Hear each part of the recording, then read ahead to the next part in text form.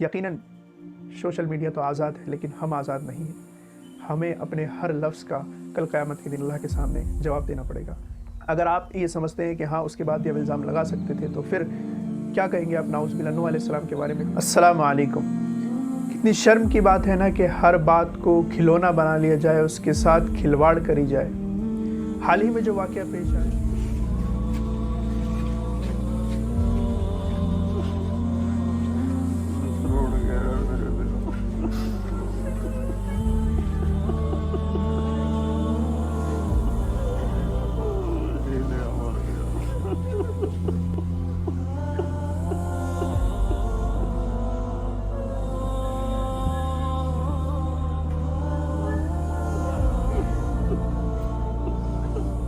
حضرت مولانا طارق جمیل صاحب کے جو بیٹے تھے عاصم جمیل، انہوں نے خودکشی کر لی، اور اس کی وضاحت میں بھی علماء بیان دے چکے ہیں۔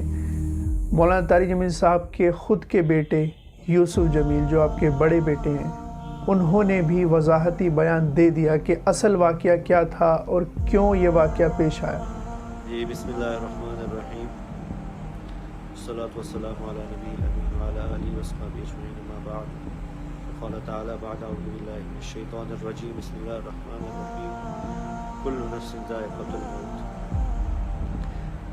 میں انتہائی بوجھل دل سے، انتہائی مشکل سے یہ ویڈیو میسیج ریکارڈ کروا رہا ہوں کہ آج شام کو میرے چھوٹے بھائی عاصم جمیل کی ڈیتھ ہو گئی،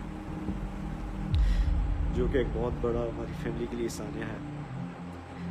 لیکن اس تکلیف کی حالت میں بھی مجھے میڈیا پہ اس لیے حاضر ہونا پڑا کہ بہت سی نگیٹو خبریں، مختلف خبریں، غلط خبریں میڈیا پر چلائی جا رہی ہیں۔ میں ان کی وضاحت کے لیے حاضر ہوا ہوں کہ میرے بھائی عاصم جمیل بچپن سے شدید ڈپریشن کے مریض تھے، اور پچھلے 6 ماہ سے ان کو جو ان کی بیماری کی شدت کی وجہ سے الیکٹرک شاک لگائے جا رہے تھے تاکہ ان کی ڈپریشن کو، ان کی بیماری کو کنٹرول کیا جا سکے، لیکن اس کے باوجود بھی ان کو یہ فاقہ نہ ہوا۔ اور آج کے روز وہ اتفاقاً گھر میں اکیلے تھے، اور انہوں نے اپنی تکلیف اور اذیت کی وجہ سے باہر سیکیورٹی پہ تعینات جو گارڈ تھا اس سے بندوق لی، اور اس سے اپنے آپ کو انہوں نے شوٹ کر دیا۔ اس کے بعد بھی سوشل میڈیا پر ایک طوفان بدتمیزی شروع ہو گیا کہ یہ لوگ دوسروں کو تو بہت نصیحتیں کرتے ہیں، لیکن ان کے خود کے گھر پر کنٹرول نہیں ہے۔ اگر ایسا نہ ہوتا تو ان کا بیٹا خودکشی نہ کرتا۔ میرے عزیزوں، پہلی بات تو یہ، حضرت کے جو یہ بیٹے تھے، ان کی دماغی حالت ٹھیک نہیں تھی۔ بچپن سے ہی اس کا ٹریٹمنٹ چل رہا تھا، جیسا کہ مولانا یوسف صاحب نے بتایا، اور اسی دوران اتفاق سے وہ گھر میں اکیلے تھے، تو باہر جو سیکیورٹی میں جو گارڈ تھے ان سے گن لے کر انہوں نے اپنے آپ کو شوٹ کر لیا۔ تو ڈپریشن میں اور ایسے حالات میں جب اپنے ایکشنز پر انسان کو کنٹرول نہیں رہتا، قابو نہیں رہتا، اگر ایسے میں کوئی شخص ایسا کام کر لیتا ہے تو اس کو تو علماء نے بھی اور اللہ اور اس کے رسول نے مرفوع القلم کہا ہے، یعنی کہ اس پر اس کو کوئی گناہ نہیں ملے گا، نہ ہی اس دنیا میں نہ ہی آخرت میں۔ اس کے بعد ہم کون ہوتے ہیں کسی پر الزام لگانے والے؟ اور دوسری بات یہ، اگر ان کی دماغی حالت بھی خراب نہ ہوتی، دماغی حالت بھی ٹھیک ہوتی، ایسا فرض کر لیجئے، تو کیا اس کے بعد بھی ہم الزام لگا سکتے تھے؟